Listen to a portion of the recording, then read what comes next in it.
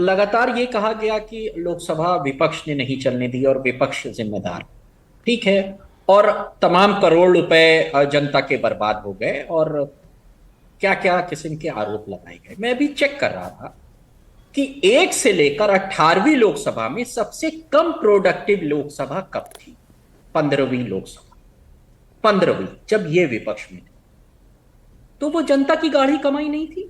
लोकसभा चलाने के लिए प्रति घंटा 2 करोड़ 4 करोड़ लगता था। वो जनता का पैसा नहीं था, नेपाल के लोगों का पैसा रहा होगा तब, जब तमाम मुद्दों पे और सुनिए, पहली लोकसभा से लेकर हर साल 3 सत्र होते हैं। आज 18वीं लोकसभा चल रही है। सबसे कम प्रोडक्टिव सत्र कब था? जब ये विपक्ष में।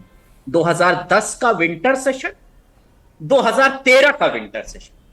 Productivity 4% and 6%। क्रमांक कौन जिम्मेदार है? कहां गया 0 आवर? कहां गई जनता की गाढ़ी कमाई? तो आप उसी परिपाटी को आगे बढ़ाना चाहते हैं? ठीक है, बिल्कुल जो नहीं बीजेपी सिखा रही है वो आप सीखना चाहते हैं? बिल्कुल नहीं, बिल्कुल नहीं बढ़ाना चाहते। मैं सिर्फ इनका चेहरा आईना दिखा रहा हूं इनको कि आपने क्या किया था। यही तो बीजेपी करती है। नेहरू ने ये किया था, नेहरू ने वो किया था, समाजवादी पार्टी में गुंडा राज था, ये भी तो यही करते। हम इनको इनका चेहरा दिखा, साफ साफ देख। अब सुनिए दूसरी बात। नियम 372 के तहत कहा जा रहा था कि मंत्री जी स्टेटमेंट दें। 16वीं लोकसभा, 17वीं लोकसभा और 18वीं लोकसभा, क्रमांक में सुनिएगा। 16वीं लोकसभा में नियम 372 के तहत मंत्री जी ने, बीजेपी के मंत्रियों ने 24 बार आकर स्टेटमेंट। 17वीं लोकसभा में 26 बार दिए और जो अभी मोदी 3 चल रही है इसमें 9 बार आकर स्टेटमेंट दिया, जिसमें पहले से बताया जाता है कि लोकसभा स्पीकर को कि हम, इसी की डिमांड हो रही थी, चर्चा की तो डिमांड हो नहीं रही थी। आपसे नियम 372 के तहत स्टेटमेंट मांगा जा रहा था कि जो गोलियां चलाई गई वो किसके आदेश से चलाई। आप विपक्ष की मांग को घुमा कर ये कह रहे हैं कि आइए बहस करें। बहस नहीं करनी साहब। नियम 372 संसदीय प्रणाली के तहत हम ये मांग कर रहे थे कि आप बता दीजिए कि आपने इस पे स्टेटमेंट आप जारी कर दिए, जिसका लिखित स्टेटमेंट पहले अध्यक्ष को दिया जाता है, उसके बाद कंसर्न मंत्री आकर बयान देते हैं। टेक्निकल इशू है, इसी पे हम बात कर रहे थे, इसी की हमारी डिमांड थी। ठीक है, तो टेक्निकली नियम 372 के तहत अनंत विजय जी, गृह मंत्री ने अपना बयान नहीं दिया, इसलिए पार्लियामेंट वॉश आउट हो गई।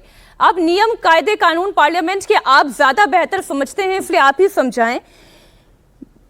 अमित शाह ने, गृह मंत्री ने नियम के अनुरूप बयान नहीं दिया, इसलिए समाजवादी पार्टी ने बयान सुनना ही स्वीकार नहीं किया। क्या मैं ठीक समझ पा रही हूं?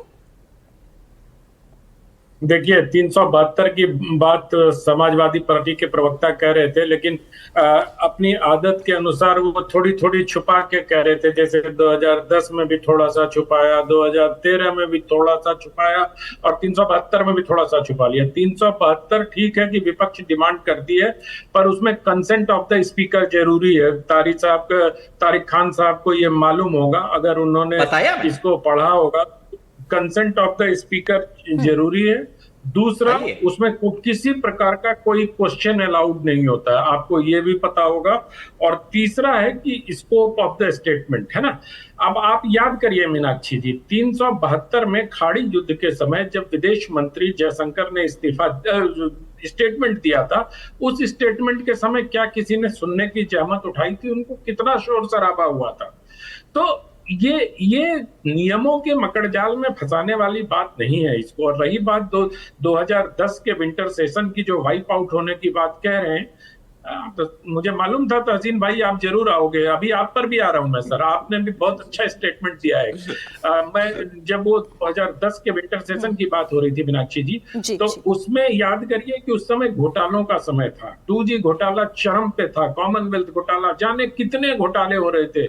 सब घोटालों को लेकर विपक्ष जन आवाज को वाणी दे रहा था। और इसलिए लाल कृष्ण आडवाणी का एक फेमस वक्तव्य है जो उस समय का मुझे याद पड़ता है। उन्होंने कहा था लोकसभा से निकलते समय, या लोकसभा में कहा था, ठीक से याद नहीं है, लेकिन वक्तव्य यही था कि कई बार बाधित करके भी सही निर्णय होते हैं, और वो सही निर्णय हुआ था। और 2G स्कैम की जांच हुई, जेपीसी की मांग पर ये हंगामा हो रहा था, और जेपीसी ने वो पूरी जांच की थी। अब हम उस पे नहीं जाते हैं कि क्या हुआ, कैसे हुआ। अगर विपक्ष आडवाणी जी के बयान पे कायम है और उनको लगता है कि इस तरह से हंगामा करके ही कोई सही निर्णय लिया जा सकता है, तो फिर 372 की बात नहीं करनी चाहिए उनको। अगर वो 300, इसलिए मैं कहता हूं कि विपक्ष इस वक्त कंफ्यूज है। जैसे आज भी देखिए, जब वो बंदर वाला प्रदर्शन, जो वीडियो आप दिखा रही थी, वो प्रदर्शन हो रहा था, तो समाजवादी पार्टी के कुछ नेता शायद वहां पंक्ति में खड़े थे, अचानक उनको एहसास हुआ कि गलत हो रहा है, तो वो वहां से हट गए, और अब समाजवादी पार्टी इसकी घोर निंदा कर रही है।